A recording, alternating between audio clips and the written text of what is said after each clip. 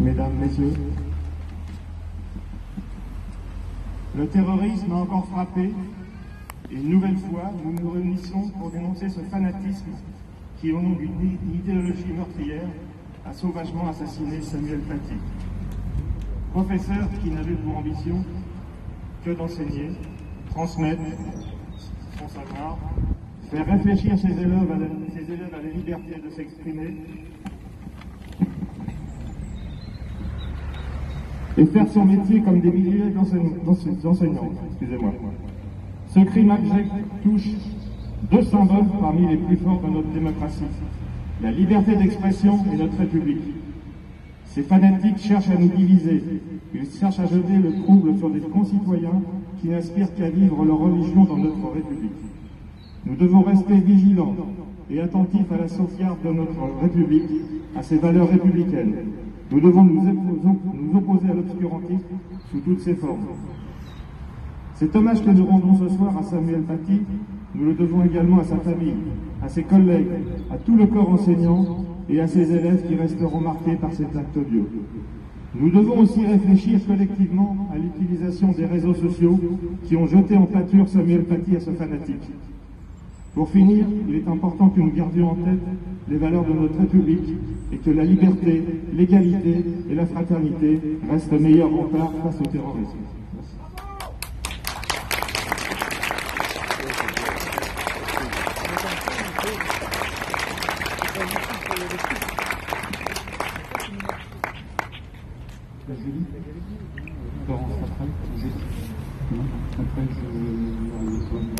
Voilà. Merci à tous d'être là.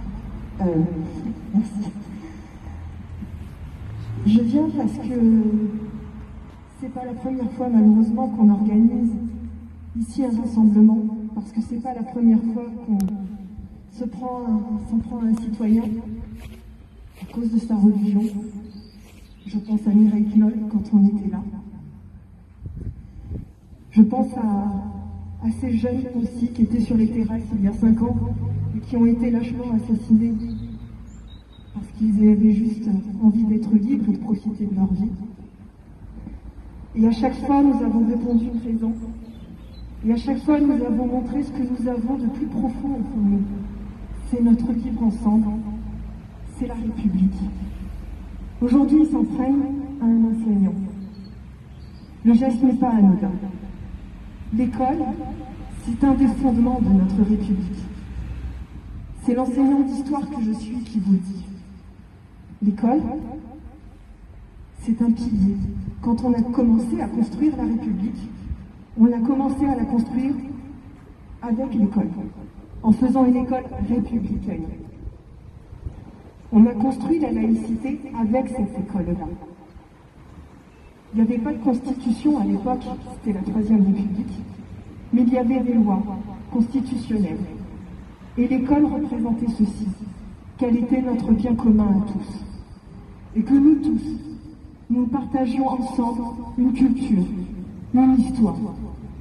Et l'école n'est pas neutre.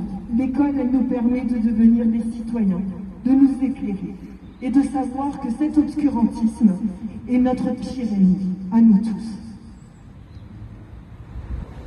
Ce qu'il faut qu'on se garde ici en mémoire et comme combat, c'est le fait de rester unis, parce que c'est ça qu'ils attaquent en premier. Notre façon de vivre ensemble. Alors, pour les jours, pour les mois, pour les années à venir, n'oublions jamais ceci. Continuons à vivre ensemble.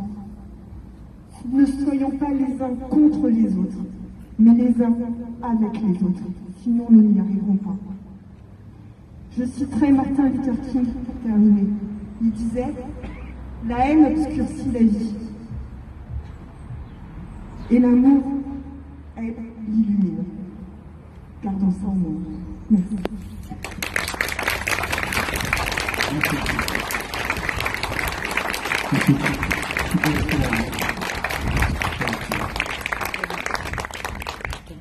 Oui.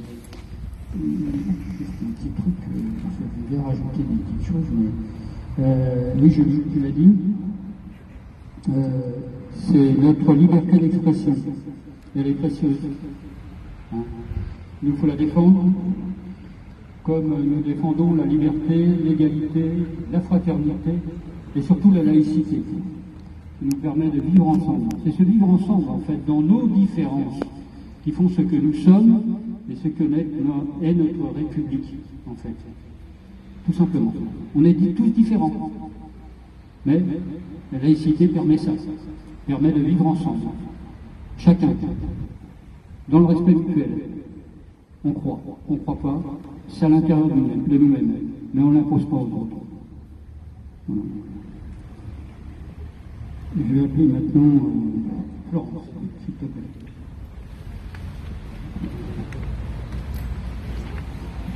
Bonsoir. En tant que fille d'enseignante passionnée et représentante des parents d'élèves du collège, je vais juste vous lire un couplet d'une chanson de Jean-Jacques Goldman qui pour moi représente tout. C'était un professeur, un simple professeur, qui pensait que savoir était un grand trésor et que tous les moins que rien n'avaient pour s'en sortir que l'école et le droit qu'a chacun de s'instruire. Il y mettait du temps, du talent et du cœur. Ainsi passait sa vie au milieu de nos sœurs. Et loin des beaux discours, des grandes théories, à sa tâche chaque jour, on pouvait dire de lui, il changeait la vie de nos enfants.